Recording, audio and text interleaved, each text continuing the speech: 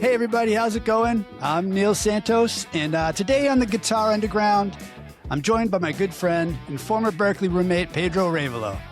Pedro's one of those musicians who's equally at home on the guitar and bass, with a deep understanding of groove, harmony, and what it really means to serve the music.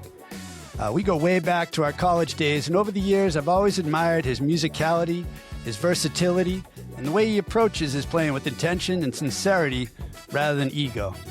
In this episode, we're going to dive into his journey, his approach to musicianship, and some real-world insights that I think you're going to hit home for a lot of you. So, welcome, Pedro.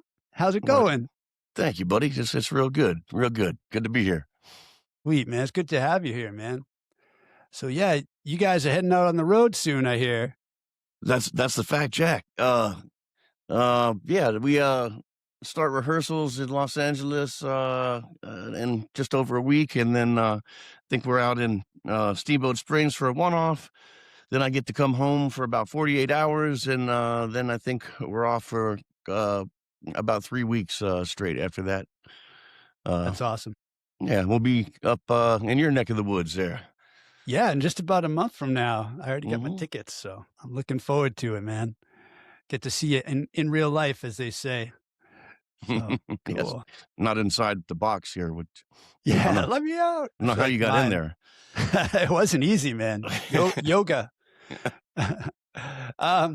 So from listeners meeting you for the first time, like, how do you usually describe what you do? Briefly. Well, that's perfect. Okay, next question. That's an interesting question. I don't know. I'm a multi-instrumentalist and a squirrel trying to get a nut. I've been very fortunate to have a really broad array of musical endeavors and travels and experiences that have taken me all over the world. And I've had the good fortune of playing with many of my heroes. And other than that, I don't know. I'm just That sounds perfect. Some dumb hippie looking for a gig, man. Yeah, man. Ever since Berklee, you've gone on to play with some amazing players and some amazing venues. And but I want to get back, man. Like, what's your origin story? Like, how'd you first get into guitar or bass? Which came first? All right. Well, let's see. I guess it really started out when, I don't know, man, I was probably 7 or 8. My mother actually got me a little toy electric organ. And, my father's the musician in the family. Not so much my mother, but, I recalled, many years into my playing that it was actually her who taught me a handful of Christmas songs on the keys. She doesn't have any recollection of it.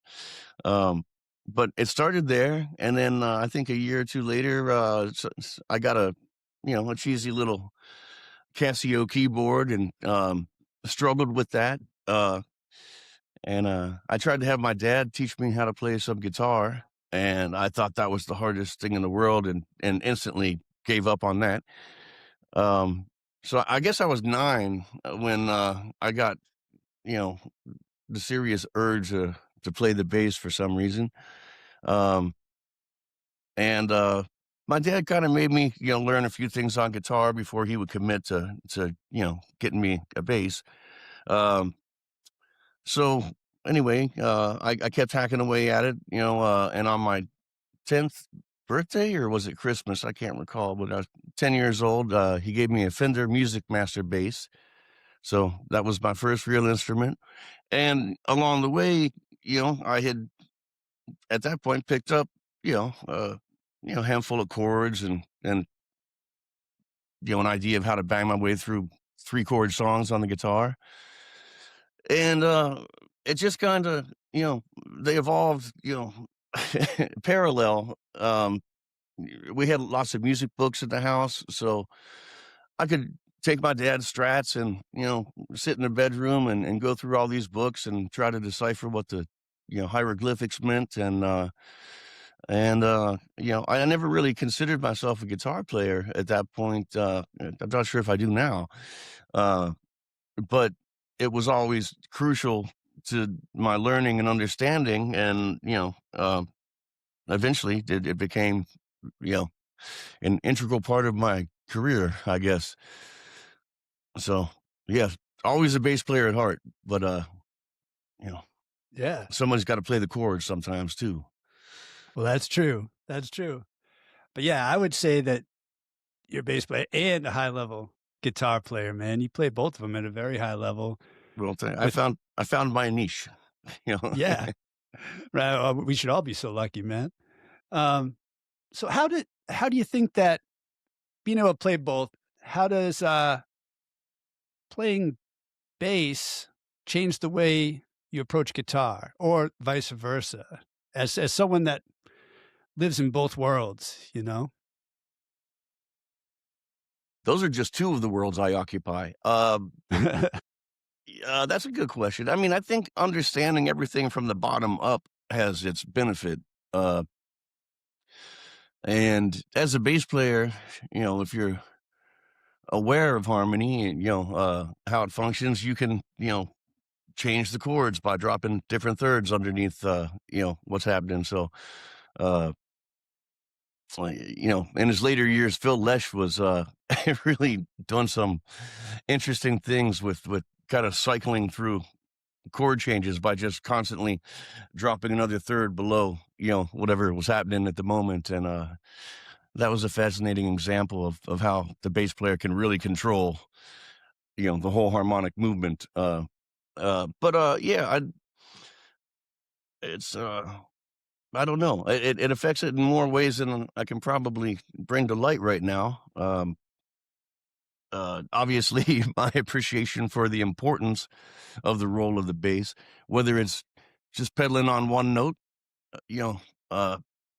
which often is the coolest thing you can do, or if it's being, very melodically involved or harmonically involved for that matter. So, Yeah, absolutely. I feel like sometimes playing just one note or playing a groove is sometimes harder than just improvising and stuff, because you can always reset when you're improvising, but to just hold that groove and play it believably without yeah. losing the magic. Well, when you're playing sparsely, every note's got to count. It's got to be Yeah. in the right place. The right duration, the right attack. So there's definitely something to that. And yeah, I mean, it's easy to wiggle your fingers once you got the technical facility. But I don't have to think too hard to come up with a lot of my favorite compositions, where great bass players just sit and pedal. Peter Green's Fleetwood Mac, The Albatross, one of my favorite songs of all time. Just Yeah. pedaling one note under this beautiful melodic structure. And the Meters, Soul Island, which is a take on an old calypso song, so I come to find out, called Ride Me Donkey. They decided that didn't make sense for them to sing, so they changed the one line in the song to Soul Island. But anyway, again, just George Porter, one of the greatest bass players of all time, just pedaling one note for, the majority of the song. Yeah, I love that. Hey there, how's it going? Before we continue with the interview, I just want to tell you about our sponsors. Me, the Pentatonic Way. Are you a box player, a scale drifter, a phrase shifter, or a fretboard explorer? Most of us are stuck in one of these categories without even realizing it. So head on over to the Pentatonic Way to take the Pentatonic Personality Quiz. It takes 60 seconds and gives you instant, personalized advice on your specific level. Plus, I'll send you a free 5-day course designed to get you moving in the right direction. So stop guessing and start growing at thepentatonicway.com/personality. All right, back to the interview. So let's go back to Berklee. So you started on keyboards, guitar and bass, brought you to Berklee at one point. Um, was there anything what's a lesson there that you learned that stuck with you most that, like, you still use today? A lot. I got a lot out of school. As you know, not everybody that we went to school with had the greatest experience. And what was it? More than 50% of the class drops out by the end of the first semester, right? Um, I don't know what the stats are now, but I think back then it was like a 15% graduation rate or something like Yeah, that. it's crazy. Um, uh, there's so many things that I'm still becoming more aware of on a daily basis and incorporating into my playing. So, uh, but I would say if I had to pick one, you know, one lesson, boy, I wish I could think of all the cats' names. That was lifetimes ago. But I heard this quote which kind of summed it all up. You know, at Berklee, they got us away from memorizing music, and we were always supposed to be looking at something fresh, and basically, so you could walk into a situation and not be prepared, to always be at your worst, but have your worst be pretty good. So I think that was the best lesson I got out of it. I love that. For a Yeah, very man. disorganized person, this works for me. That is great. Yeah, no, I mean, Berkeley was intense, man. There was like Like the circus. yeah, or camping with the Cub Scouts. Um, yeah, like, I feel like and I don't know, I may be starting rumors, but I feel like they take everybody in, or a lot of people in the first semester, They did when we were there. and I They think 80 policy changes, but yeah, yeah, I think now they might be more, um, picky about who they get in, but it goes back back and then, forth. But it when they was need for more money, I think the doors well, yeah, swing that's what wide I was open. saying. I think 80% were, like, guitar players, and then they got there for the first semester, and they're like, "Ah!" They wanted to be John Petrucci or whoever at that point, and they were like, "Oh my god." So they left, but, Yeah, they're gonna make me learn jazz. yeah, Like nope, that was I don't wanna read. So, yeah, I think that's so true, man, but yeah, going back then. What was the ratio of men to women was 7 to 1.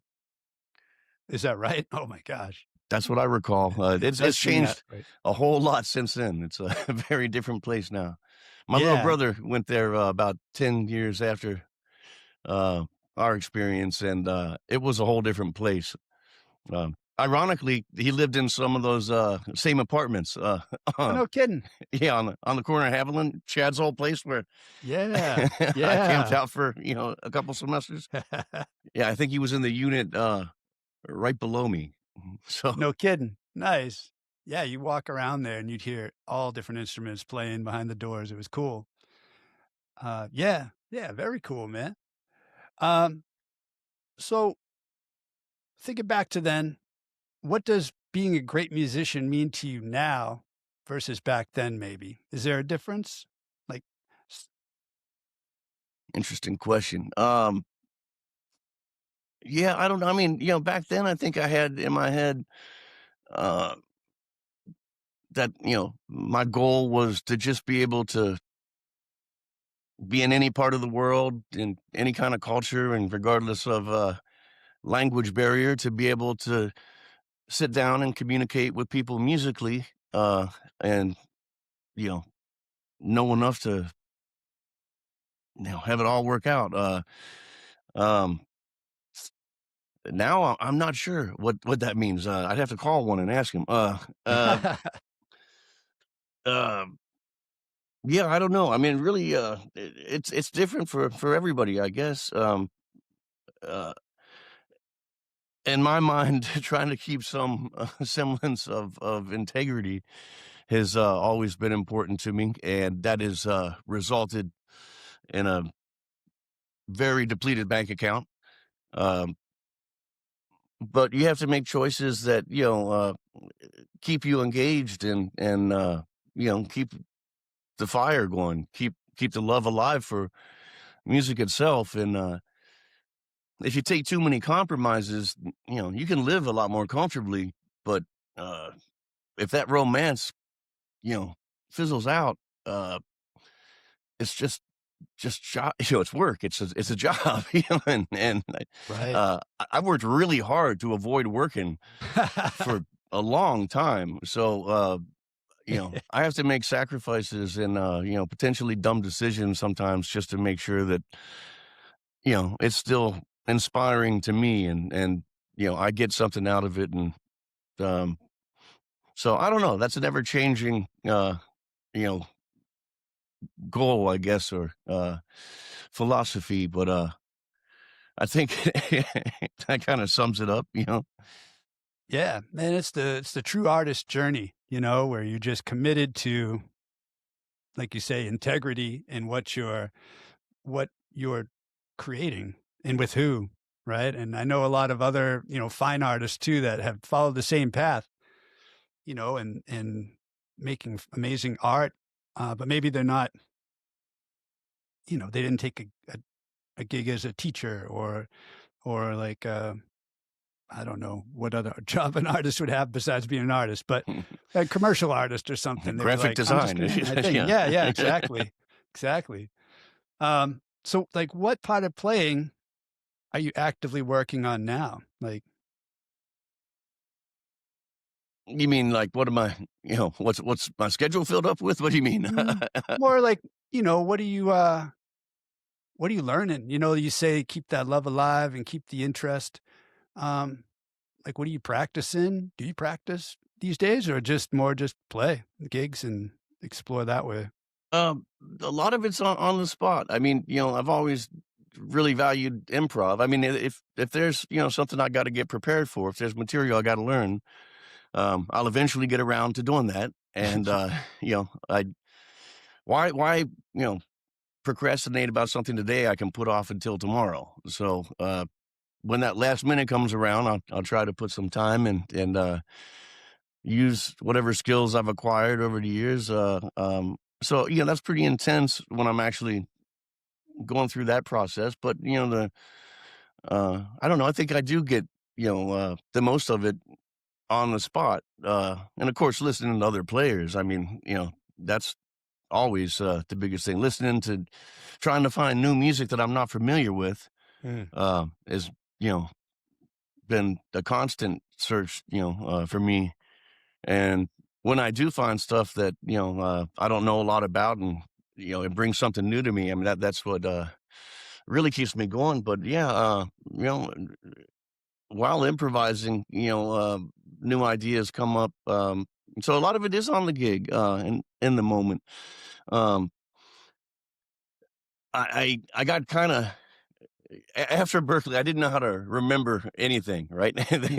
They got through on breaking my habit of memorization, uh, and I was playing with a rumba flamenco group at the time, and I was in Holland. We were playing on some sort of theatrical festival in Amsterdam, and I had been with the group for several months, and I was still reading some songs off charts. And one day I decided, like, you know what, I'm done carrying charts. I should know this shit anyway, right? So I went down to a coffee shop, got myself some, nice Jamaican sensei and a bottle of pineapple juice. And I, I came back to our, converted mobile library that we were traveling in at the time. That was, we bought from a East London gangster named Vince, who had, turned it into a Rasta camper for his mother-in-law. Anyway, Oh I my God. digest. Uh, so I come back, and I had a Puerto Rican Quattro with me. And I just sat in the front seat, of that van, or, truck or whatever, and forced myself to memorize, those songs. And, I don't know how long it took, but that broke the spell. From that point, I was able to remember things again. And, whether it began earlier or later, I started doing the same with lyrics. I didn't want to be dependent on reading lyrics, at a gig. So I just started learning Dylan tunes with, 12, 16 verses and no Right. choruses. And Yeah. once you learn one or two, you can do it. And, having Yeah. that confidence, and in music in general, if you can muster up some confidence, whether it's false or otherwise, uh, it might give you the superpower to make things a lot easier, and know it, is potentially, something, whatever your goal is that you can accomplish. So that aspect of memorization kind of allowed me to get, more cavalier, with playing material that I'd never played before, or even leading material I'd never played before while I'm on stage, and taking chances. And of course, sometimes you strike out, there's, you know, plenty of foul balls. But that idea, I could go look at, you know, lyrics on a phone. And if it was, a couple, three verses, and especially if I had any familiarity with the material, I might be able to memorize, you know, three verses and hope I knew the changes well enough and get on stage and just throw out, stuff that I'd not really played before. And that's something I still try to do to keep it fresh for me, so it's nice to work up something, pretty, something, complex, something, particular, precise, specific. But it's also nice to just, bang out an old Hank Williams song that you ought to know but don't, or any kind of 3 or 4 chord tune, and uh, or take a chance in stumbling over a Dylan tune with 14 verses and Yeah. no choruses. That's more of a of a challenge, I would say. But Yeah, I would think so. I don't know how I remembered all that stuff, man. They just go on and on. yeah, he didn't. Mm, no. I think that's why he leaned into his vocal stylings. So yeah, if you didn't remember, people wouldn't really know it is. He Well, just get he was slurrier. constantly rewriting everything before every tour, so nothing was ever the same. The chord changes, the keys, the time signatures. Um, and I, I remember when I started playing with Dickie, uh, some 20 odd years ago. He had just cut a record called "The Collectors," and he did a version of "Tangled Up in Blue" on it. And Dickie and Bob always, had a, I guess as close of a relationship as you can have with Bob Dylan, or Dickie Betts. But they had a certain fondness for one another, and you know, uh, hell, Bob wrote a couple songs about Dickie. Yeah, I think if it was the last record, the one before it, I can't remember the name of it, but there's a tune that pretty much dedicated to Dickie. I think there's another one I'm not thinking of at the moment, but but uh, anyway, there was a certain fondness there. But so Dickie did "Tangled Up in Blue," and a really nice version on nylon string. Slowed it down. It was really pretty.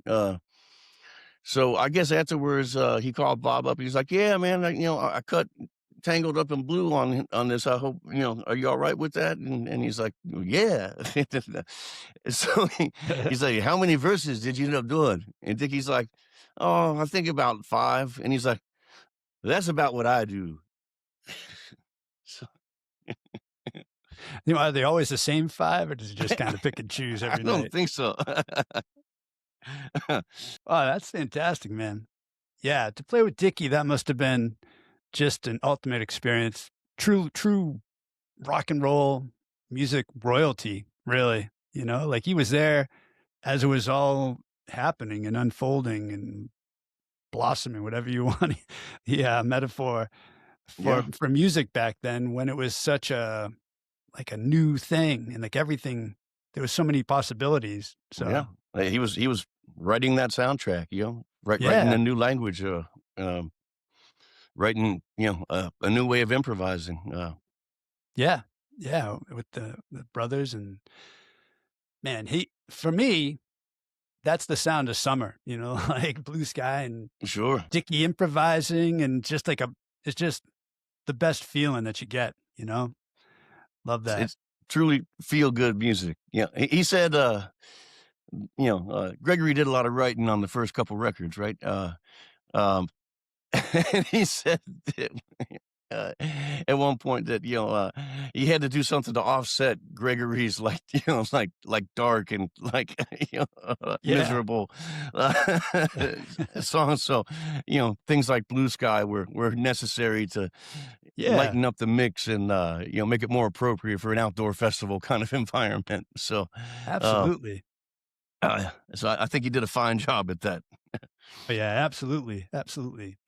And where they're so about the dynamics of loud and quiet and fast and soft, it's just another dynamic you can play with is the It's emotional content. true musicianship. I mean, it's a kind of like you know, you know, orchestral awareness that you certainly don't always see in rock and roll.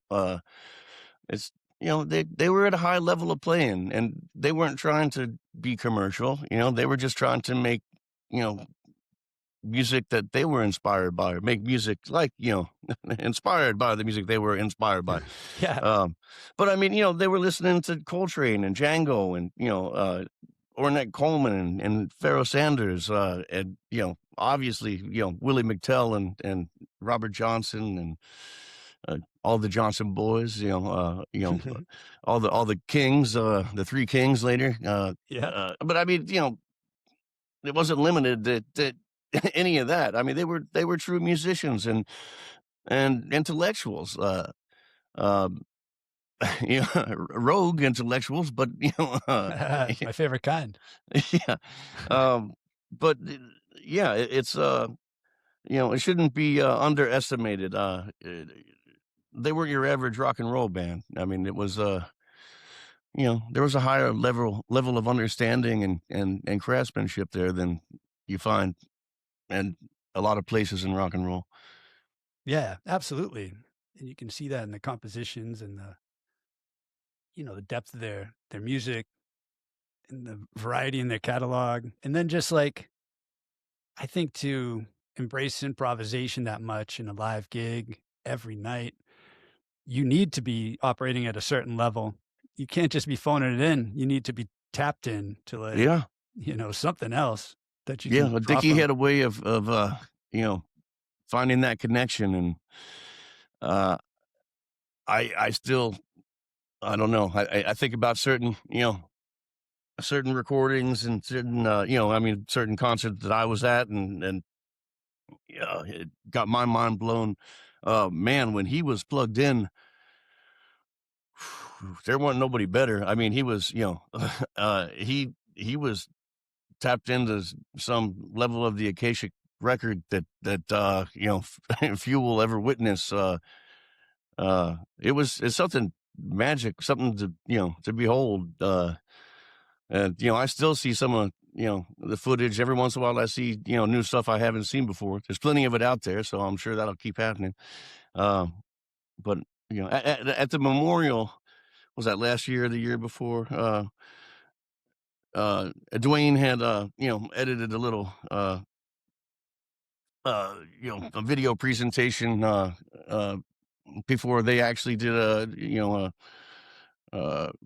a ceremony where they presented a Dickie Betts scholarship for Berklee. Oh, no kidding. But That's cool. before that presentation, they showed the video, and man, there was some footage of him playing that dot neck, 61 335, um, and he got a cigarette dangling out of his mouth, and man, he was just tapped in. This is later stuff, but it was moving. I mean, it was even after spending 20 years, by his side playing, I Yeah. watched that footage and I'm like, damn, damn.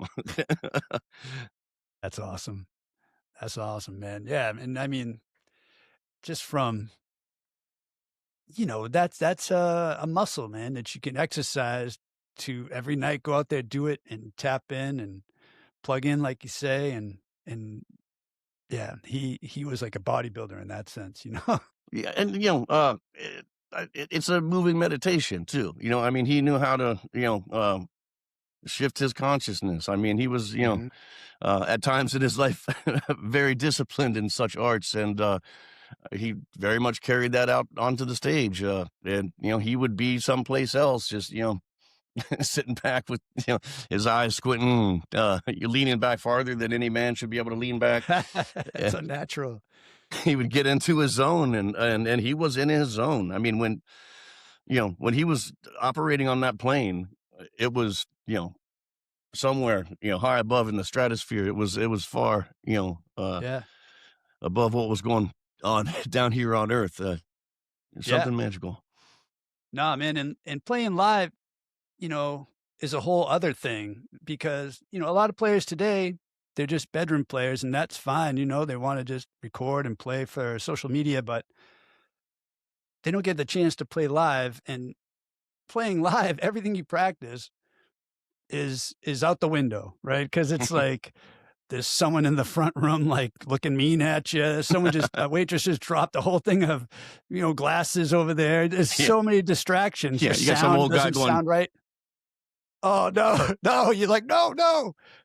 Oh, did that happen to you? No, No, I hope not. it did. There was Oh no. a gig down here in Florida at the Siesta Key Oyster Bar where I spent many years when I'm not on the road playing. And I was playing with a buddy of mine named Mike Tozier. Mike's a great singer songwriter and great you know player and practitioner of Delta blues. Really plays the stuff very accurately. Anyway, yeah, we were playing, and there used to be this old dude would come out frequently, and wearing his like space age like Oakley sunglasses, and he would sit right in front of us and just come out and give us that, and it to me it was so funny that Yeah, it wasn't even offensive. It was just like, man, the cojones on this guy. And I'm like, this is like, especially if you that's did it bold. every time. You're like, oh, here it comes. Uh, Oh man. Yeah. Yeah. It's a totally different experience being out there. And yeah, everything that can go wrong will go wrong, so you have to accept that going into it. And if you're able to accept that, you might be all right. yeah. But And no, yeah, no, you can't depend on anything. It's all going to be changing. It's always fluid, and it counts. When you're playing live, it matters. Whatever you do is whatever you did. That's yeah. can't take it back. So it's a great motivation to learn. Because you don't want to fuck it up more than a couple times before you get it right. You know, for first couple don't count, but by the third time, you know, you should be able to, as Danny Moe would say, learn it, go out, fuck it up, fuck it up again, and then own it. There you go. I love that. That should be a shirt Another for great everything. Berklee quote. Yeah, Danny Yeah. Moe. Sweet. Yeah, man. Like you said, like all that stuff you practice. So when you get on stage and all this stuff happens and you're at your worst, maybe your worst isn't that bad. You know what I mean? Like there's this lower level where you're like, you can always recover from there.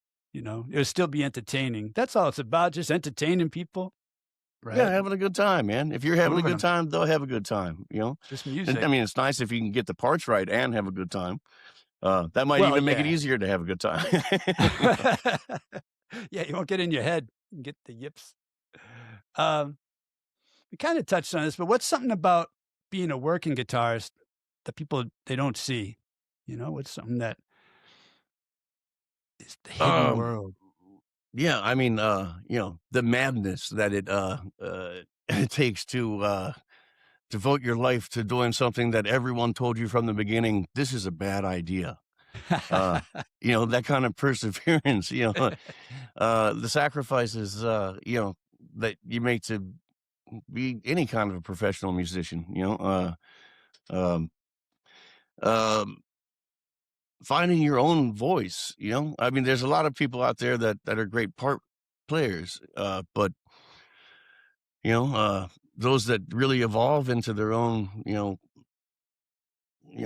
particular idiom, I guess, that's a higher level of understanding. And, um, I've been very fortunate to, work with a lot of people that have really developed a unique voice. And, um, usually, style is based on limitations, and, that'll give you a voice to some extent, but, some cats are, just on a different level. And, it doesn't seem like the limitations are, defining their style as much as, I might feel like they are defining mine in any given situation. Oh, I don't know. What would you say your limitations are, if you have any? Um, oh, plenty. You don't have to name them all here. It's, This isn't therapy. well, when I'm playing guitar, I've kind of fallen into, the niche of, well, I mean, going back to Boston again, as you know, I started getting pretty heavy into the resonator guitars, Yeah. while we were there, and I kinda had to hide them under my bed until the weekend, where I could have enough time to go and play that and not take away from all the other 16 hours of music a day that, had to deal with. Um, so that kinda like, gave my path some sort of direction, in playing, Delta blues and, um, you know, yeah, just playing slide in general, and, playing in the open tunings, and then, starting to find my chord voicings and open tunings, which, um, a lot of people when they play an open tuning, they just, you know, 1, 4, 5, maybe throw 2 or 6 in there sometime, but, pretty simple stuff. Uh, but to really get inside, so you can, be harmonically free, it takes some attention. But all of this kinda gave me the opportunity to, find my niche. Um, I didn't have to be, you know, uh, the main guitar player. I could kinda, like, float in like a horn player, I had Yeah, freedom. People love didn't that. always expect me to hold the song together, as it was on some record, you know, uh, um, not that there aren't plenty of occasions where, that was the deal, but, often it allowed me to have my own place where I'm trying to, fake some pedal steel sounds, or, you know use some Hawaiian, you know, isms, uh, find my own melodic voice. And on the bass, I'd been studying from, really, great musicians from a pretty young age. I'm very lucky to, have found a lot of great players, to, to learn from. And, I wanted to be able to do everything on the bass. I mean, again, at Berklee, I mean, you want to be able to play all the Charlie Parker lines, on whatever instrument it is that you play. So, you learn how to play like these other instruments, whether it's, bebop or, whatever style, I mean, South Indian music or, whatever, anything. You want to, I was trying to learn how to mimic that and be completely proficient on the bass. Um, and, when it came to playing like, square guitar, I had so many friends who were great players that I didn't need to be, I wasn't going to be on that level. I just, I knew how to, get around on it. I knew my chords. I understood enough about music and harmony to, get myself in all sorts of trouble. Uh, but it was, really my limitations that did allow me to develop my own style on slide guitar. Um, because I didn't have to live up to all those things that, I had, forced myself to live up to on my primary instrument, it gave me a freedom to just go where I wanted to with it. And, I still had all these elements of music, and I still had, my role as a bass player. I still had that philosophy, but now I had this other outlet where, you know, these requirements, weren't as specific or not. I didn't have to be, and a chameleon with like perfect camouflage all the time. I could, just kind of find my melodic voice more freely, and that's one space where I mean I think for most people that's the case. Limitations. Music's about repetition, and style is based on limitations. To quote John Hartford. Right Uh, on. uh, but yeah, I really relish that freedom and that outlet. Sometimes you need a musical outlet from like your music. Yeah. Yeah. Where your main instrument becomes so much of not a job, but, it's almost confining because that's, you're expected to do these things. So if you play Very much so. drums or play other instruments that you like, you can sit down and be like, I don't know how to do this and just have fun with it, right? Like, or whatever, Yeah. you It, know? I mean, for me, that's kept the fire going. And Yeah. having the advantage of having a family band. Um, when I came down to Florida here, my father moved down a few years earlier, and he was playing the local bars with some friends of his, and it would be years later that my brother. There's an almost 11-year difference between us.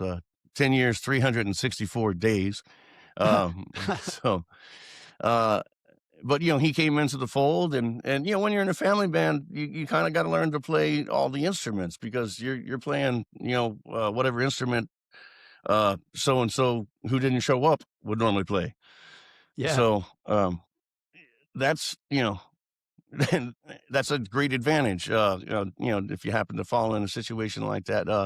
But even if there's any way you have access to other instruments, it helps you understand the whole picture. And that's another philosophy that I've always kind of tried to take in is seeing music. Not my role on this particular instrument or that particular instrument, not to see it from the point of view of a player of a specific instrument, but to see music, to back out, The whole thing. so you're looking at the map, from a distance, and you can get the real lay of the land, not just the intersection that you happen to be standing in that given moment. Yeah, exactly. And I think that anything you learn on another instrument or even another art form is going to bring back all sorts of cool things to your main instrument. I think I read an article with Nuno once, and he was saying, I think every musician, every guitarist should learn how to play drums.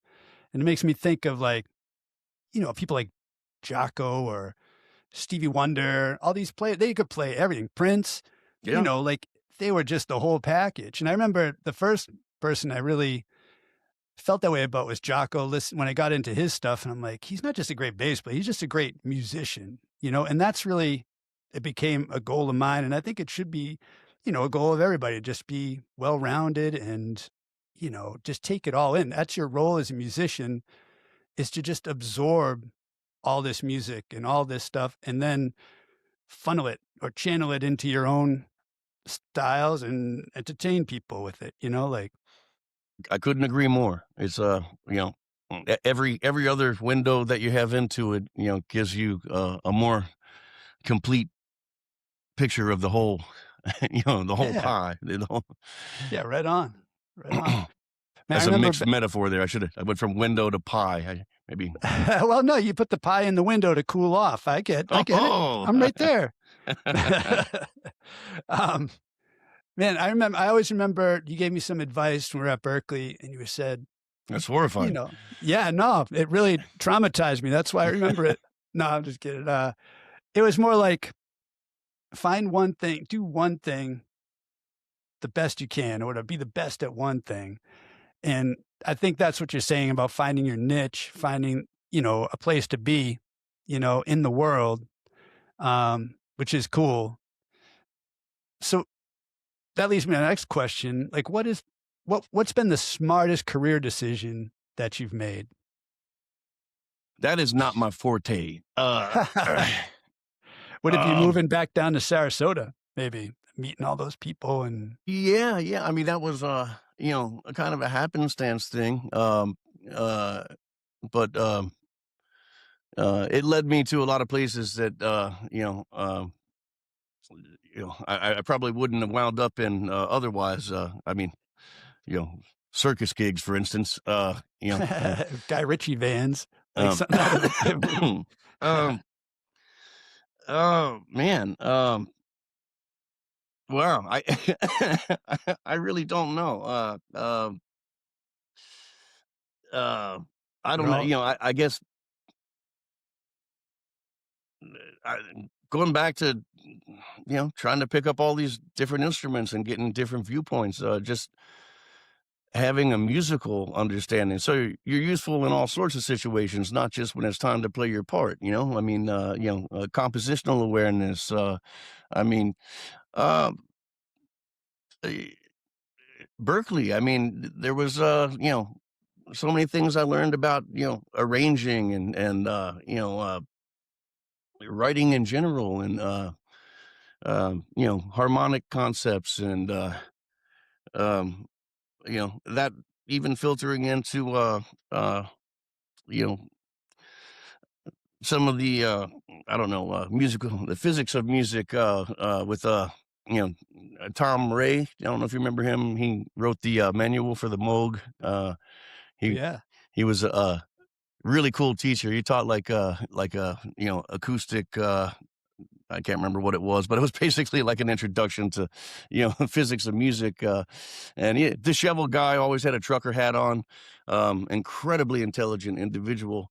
But I mean, so many things I learned just about, you know, frequency and how harmonics are stacked. And Yeah. I never thought that stuff would be something that I use. I was just fascinated by it. Um, But, my better half, Zoe here, she does a lot of, sound therapy gigs, and she's a multi-instrumentalist as well. In fact, Cool. Yeah, I was all checking this that stuff out. behind me is just a small portion of, I mean, she plays, a couple dozen instruments and, she kinda taking the crystal bowl playing into, sort of an orchestral, format and, But yeah. you know, blending it more with performance art, while maintaining, therapeutic benefits. She's really pioneered, things in that field that I haven't really seen other people do yet. And it's only a matter of time, but it's really cool to see her right at the front of it. But this kind of stuff, that awareness of how the physics of sound operate, how uh, how do you say that the ratios that the harmonics are derived from, and how the harmonics come together to make timbre, as in every note has every other note in it, and it's just the balance of those first few harmonics that you can hear that defines what that tone is. So I mean, these are kind of random examples I'm pulling because I can't think of anything specific right now, but I Well, never no, thought that that was going to be something that would be um, I don't know, present, uh, and my making music, as it has become. nice. Yeah, for those that haven't gone to Berkeley, this is the late night dorm room talk that happens like after midnight when, talking about vibrations and harmonics and every note has every note in it and it blows Yeah, your mind. It's cool. sitting around Very trying cool. to do the Tuvan, throat singing. Put the padlock on the low C on the keyboard. Remember? And then we Yeah. set all the guitars around, tune them to open chords, and then and sit in a circle and No, if you want. yeah, yeah, yeah. It's Yeah. exactly that kind of stuff. And Yeah. that's what sparked it, and that's what got me here today. Well, it was obvious, when you saw that this is where you'd end up, brother. Um, so what do you think about when you improvise? Notes, Mostly shape, my sound? financial situation. No. Yeah, I think about how many notes that I'm sending out into the space and Yeah. how few dollars are coming in. And man, I am working cheap. Um, no, I'm quoting Bill Murray and Christopher Guest there. Oh, I love that. The Mr. Roberts sketch.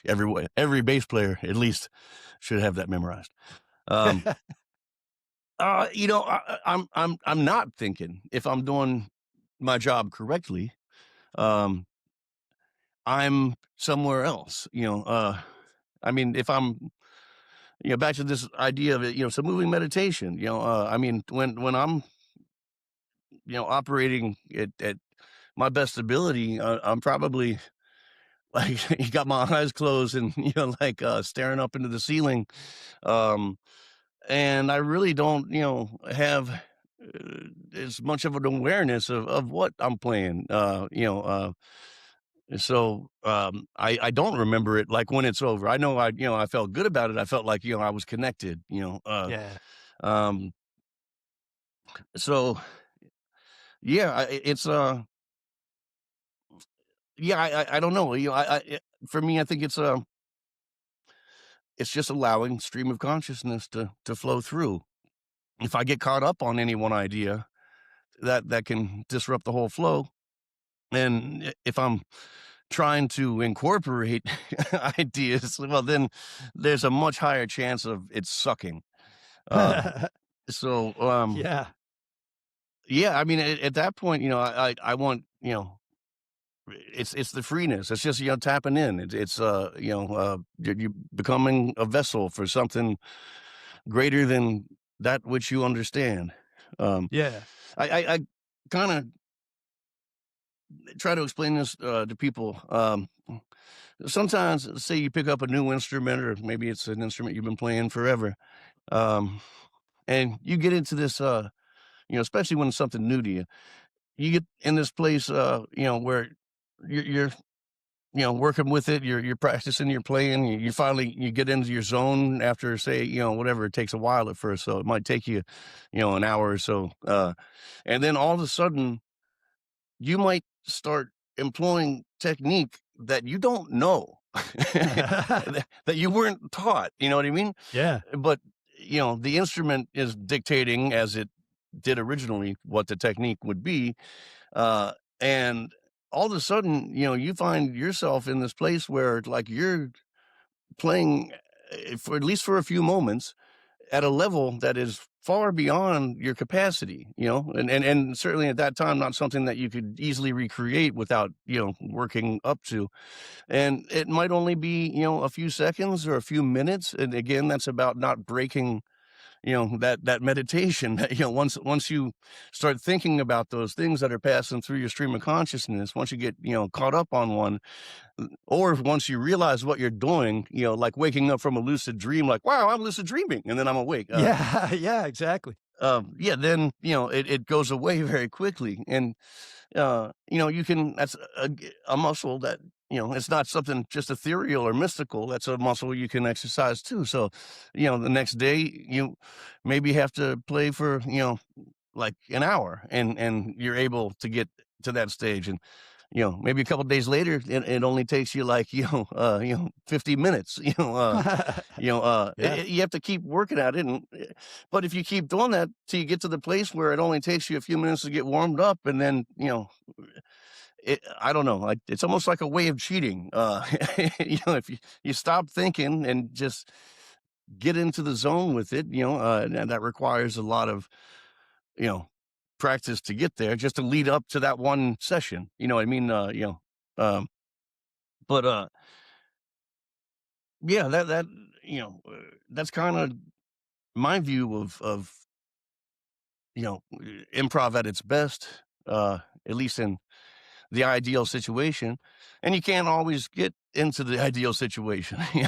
Sometimes that Right. guy in the front is really getting to you. Um, Yeah. Yeah, man. And I love that you say it's a moving meditation. Yeah. Once you start thinking about like your finances for real, or if you left the stove on or anything, that whole castle, house of cards you built up just just sure, falls yeah. right down like a breeze. Uh, yeah. What's some new music you're listening to these days, man? Do you find any new players inspiring you?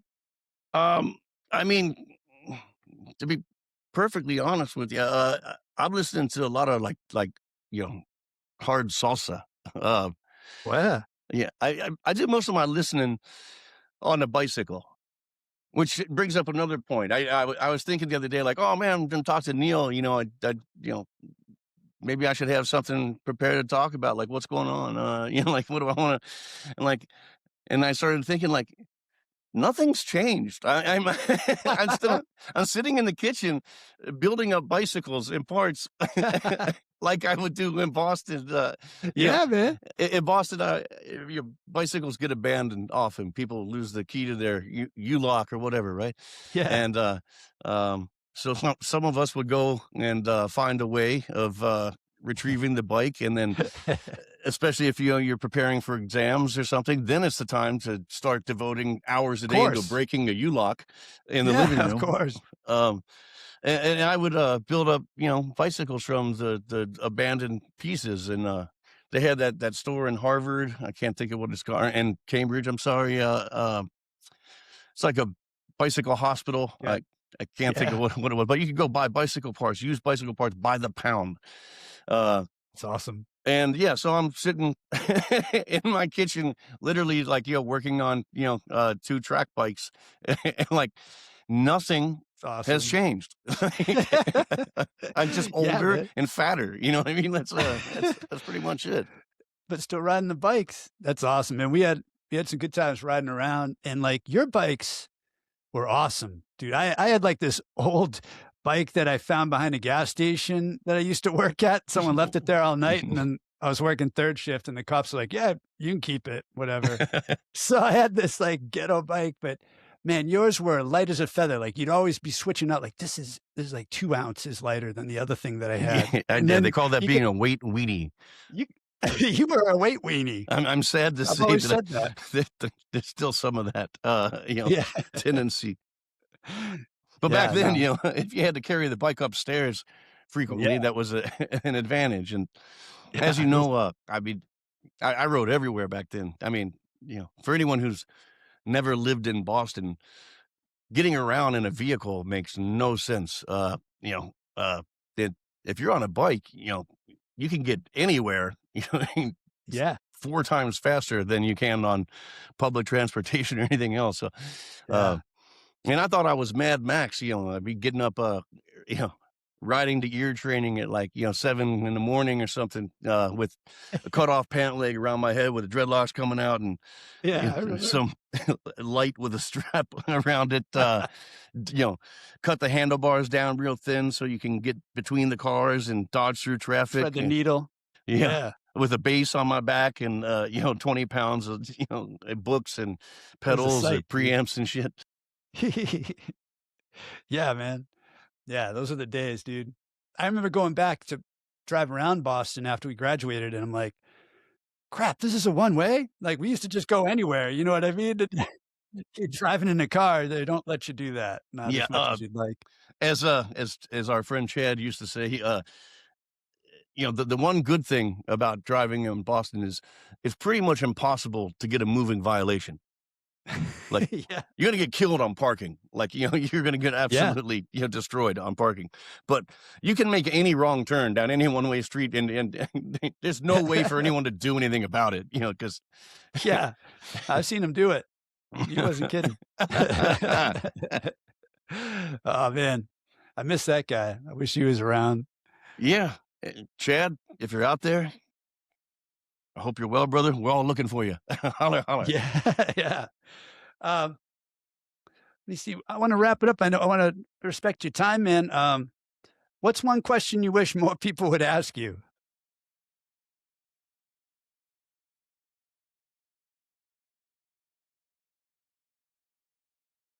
That's a tough one, Neil. Man, I told you these are hardball. Yeah.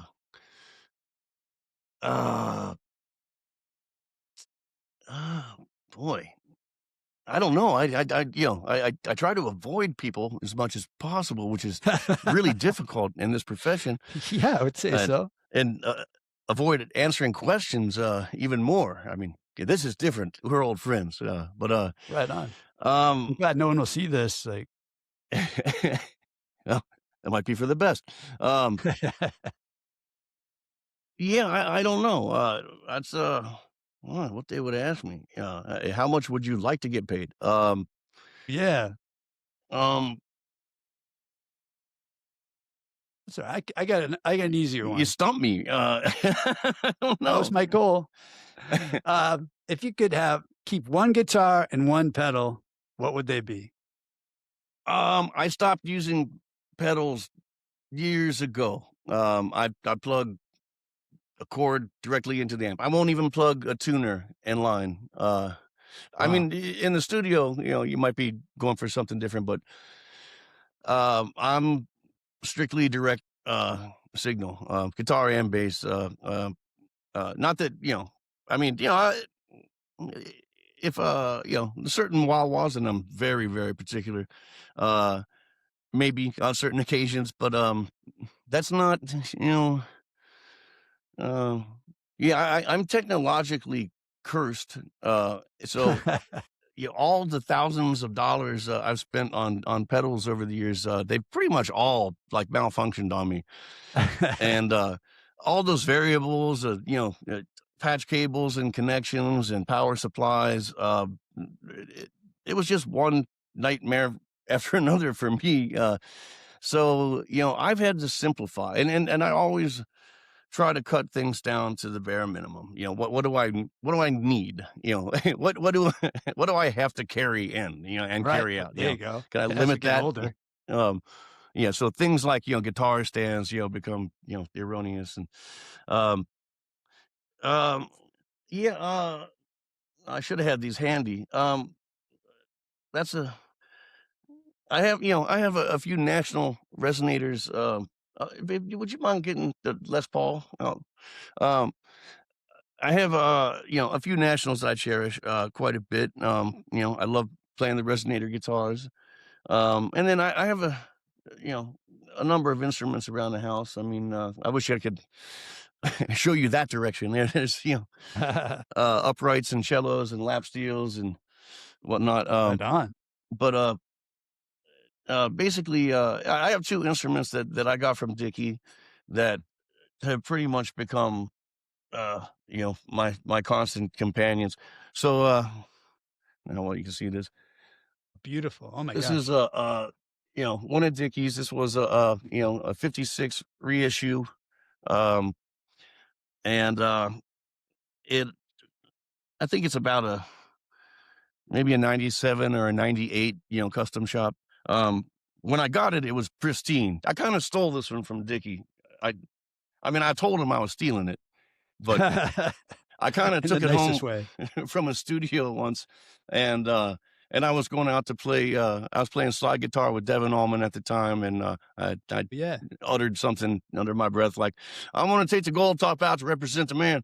Uh, and yeah, Wow. basically, it became, you know, uh, an indispensable, tool, and uh, I don't know. I was never even a Gibson guy, to be honest, too. So trying to work those Yeah. four knobs really was too much for me. Actually, Technology. yeah, that one's a dummy knob, and I had Ah, these pickups made by Jerry Amalfitano because I could not work with the reissue P90s. yeah. But at any rate, yeah, this thing is it just even before I had the pickups in it and before I knew how to use it, I'd sit and play it unplugged, and it just had it. And at this point, I built like half a dozen like Telecasters to save my back. Um, Yeah. Yeah. and playing this Gibson that was a boat anchor, and awkward as this could be for me, was a real challenge. But it had it, so Yeah. I couldn't put it down, and now I really don't often play anything else, and I keep I mean, I don't have super high action, but I play with really heavy strings. I mean, at least on top, I got a um actually, I'll just take the P bass. Uh, uh, oh, it's in one of those gig bags. Sorry. Oh, what gauge strings do you play on there? Maybe the other 11s? one. I'm not sure. So, okay, I was lucky enough to get some help from Eric Coco at Labella Strings. Oh, all right.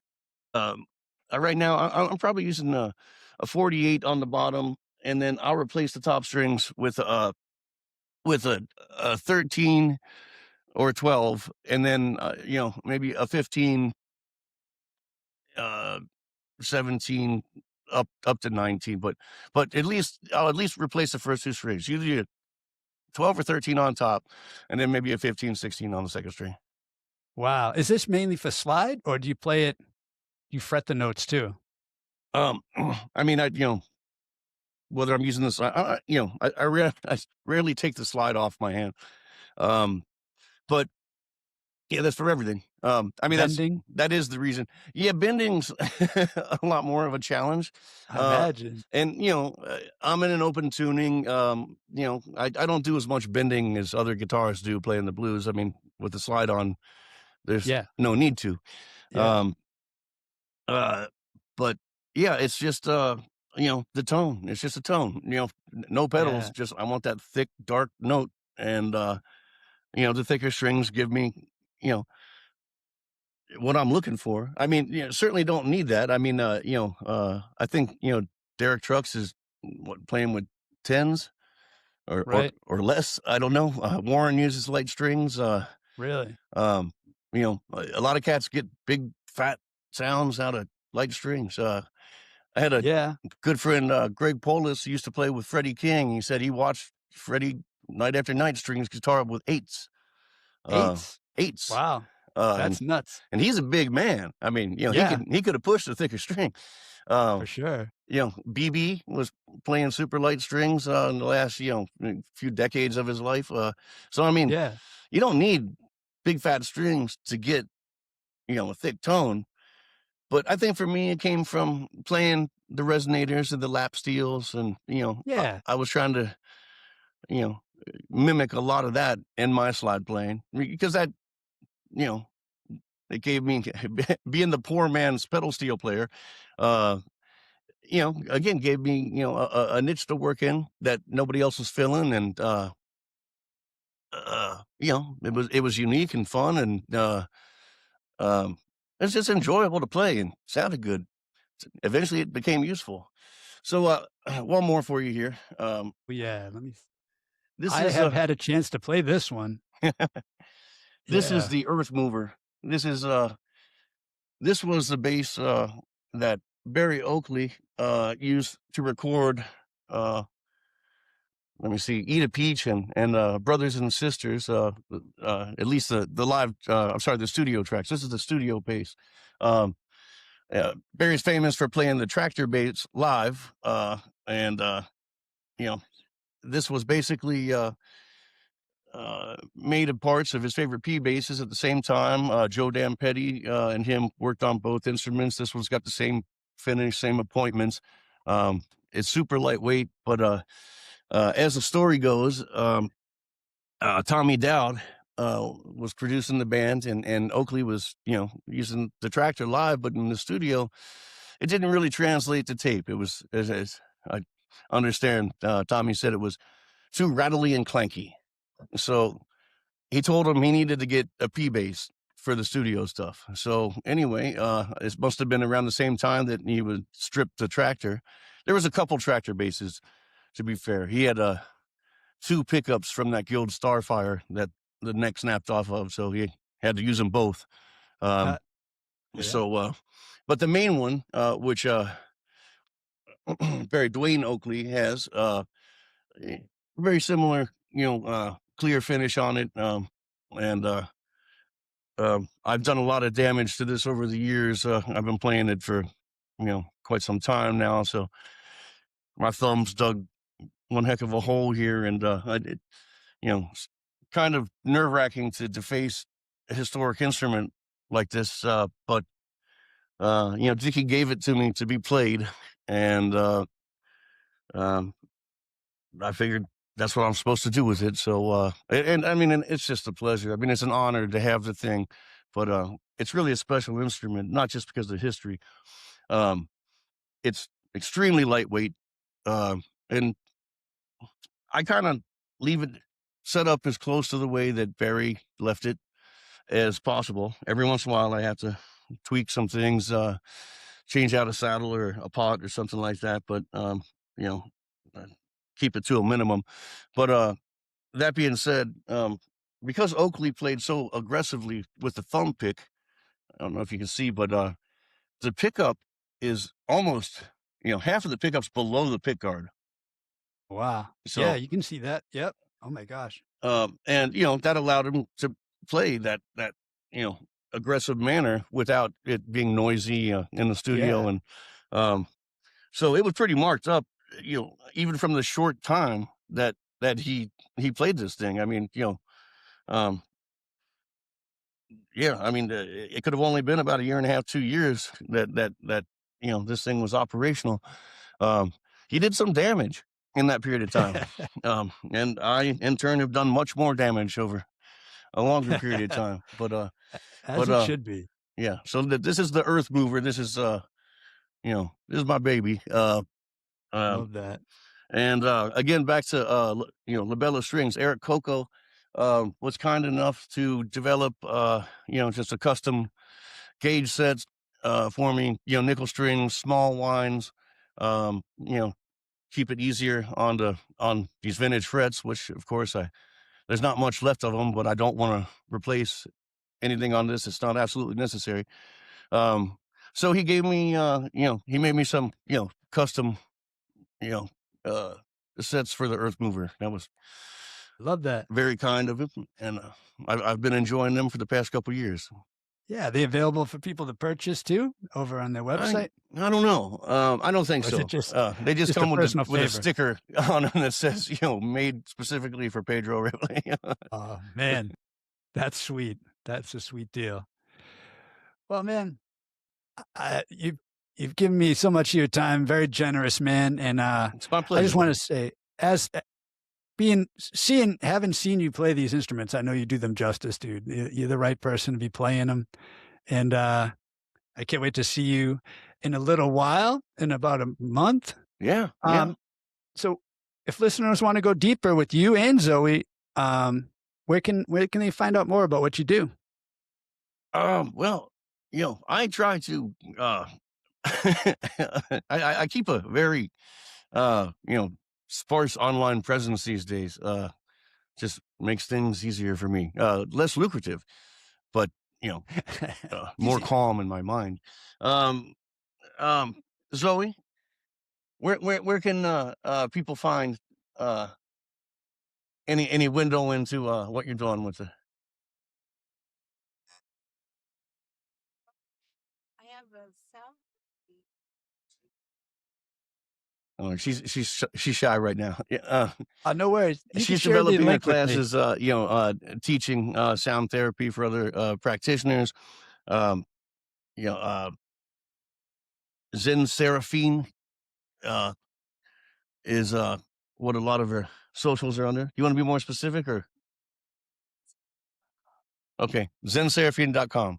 All right, cool. Um, Yeah, I'll put that in the show notes if anybody wants to check it out, learn It's- more about that. Sounds interesting. Man. it's very interesting. It's beautiful, and what's funny is people they come to these events and they pay a fair amount of money to sit in a zero gravity chair and put eye mask on and put a blanket on and lay back for an hour while we do these one guided meditation you know musical exploration, not to quote Spinal Tap on that one, but it's one of the they're not supposed to look at us, but it's one of the coolest looking gigs that you can imagine, because there's Yeah. hundreds of instruments. We've all got dozens of different ethnic instruments and world percussion and violins and um I don't know if you can see Zoe, besides the harp, violin, piano, guitar, crystal bowls. She don't know if you see there's a Cora back there. Neil might Yeah, remember when I yeah, was living in Boston, I played with a great Cora player from Bamako, Mali, the great I uh, do. Jelly Balatunkara. Um, and Paulo was a master, and it was a real privilege to play and learn from him. And now Zoe has taken up the Cora here, and she uses it with her work, and it's quite beautiful. Yeah, So beautiful sounding instrument. So yeah, it's a fascinating thing to look at. It was what I was getting at here. Because there's all these instruments you probably never seen before. It's in like dim, pleasant lighting, and it seems like something you really want to check out and stare at. But people are Just laying put the down with a mask mask on. on. Yeah. That's wild. Uh, it reminds me of something I saw where it's a gig, and the audience goes in, and it's like 6 o'clock. I think they eat, and it's more like a mellow gig on stage, and then it's just beds. Like the whole audience are beds, and they go to sleep, and the musicians play like all night, and they play more mellow. And then as the sun starts coming up, they get louder, and that wakes Wow. everybody up. And like it's a whole 8-hour experience, I guess. It's Oh pretty man, wild. you'll have to forward me some information on this. Yeah. We're doing a much more compressed version of that. Yeah. But People are willing to do more, I think. that sounds like the Ganawan Sufis from Morocco. They play ceremonies for days at a time. They get into a trance and they wear Oh, this cool. fez with a tassel. They spin their head around, get in trance, as we were Yeah. speaking of in so many other, instances. Yeah. Uh, and then they play, I think I had a centir back then, right? The Moroccan instrument. Yeah. I remember you talking about this. Yeah, I think about it. I put a cello pickup in it and used to go play in the subway. Uh, with that little Maxi Mouse amplifier to hook a Yeah. microphone up. Um, no idea what I was doing. I was just banging out blues. Uh, um, People appreciate that, man. but it wasn't too much later. I got to go to Morocco and spend some time studying the Sufis in Marrakesh and Essaouira, um, and see the real deal, experience, the intensity that of the meditation, the trance that these people get into while they're playing, and they play for hours, and they'll tag in and out. But ceremony might go on for 2 or 3 days at a time. Unbelievable.